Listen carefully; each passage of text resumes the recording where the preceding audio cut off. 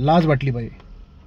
छत्रपती शिवाजी महाराजांचा पुतळा पडला म्हणून दुःख होण्यापेक्षा काही लोकांना तो पुतळा आपट्याने बनवलेला होता आणि तो पडला म्हणून आनंद झालेला दिसतोय.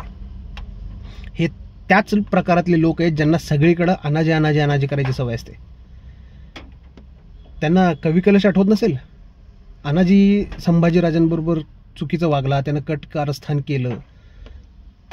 हे जसं खरं आहे तसंच शेवटच्या श्वासापर्यंत मरण यातना सोसून अगदी अंगावरची कातडी लोळवली गेली तरीसुद्धा ज्या माणसानं शंभूराजांची साथ सोडली नाही तो कवी कलश पण ब्राह्मणच होता ना. मग त्याचा कसा उल्लेख होत नाही तुमच्याकडून? होणारच नाही, कारण तुम्हाला पण चांगलंच माहिती आहे तुम्ही त्यांचा उल्लेख केला तर तुमचं राजकारण जे आहे ना ते राजकारण फुस होईल. मला राग त्या राजकारणाचा आहे.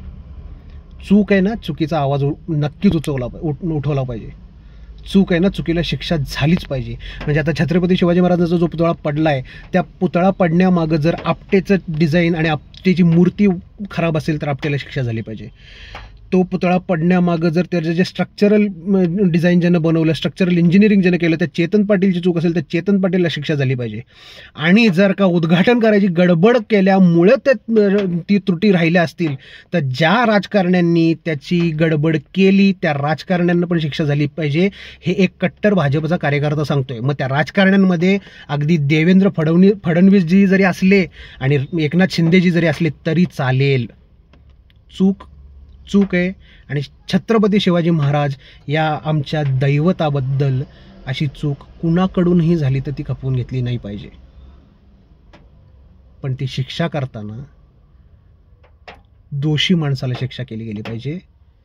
ती शिक्षा तो आपटे आहे का कुलकर्णी आहे का फडणवीस आहे म्हणून जर होत असेल ना तर ते चूक आहे. आणि जे राजकारणी हे करतात ना त्यांच्याबद्दल मला प्रॉब्लेम नाही, त्यांचं राजकारणच ते.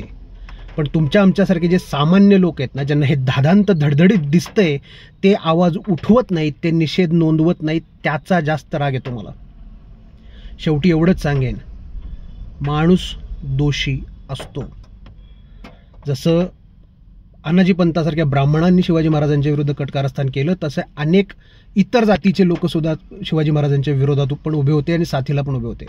म्हणून त्या जाती खराब होत नाहीत, म्हणून ब्राह्मण खराब होत नाहीत, म्हणून मराठा खराब होत नाही. खराब असतो तो माणूस.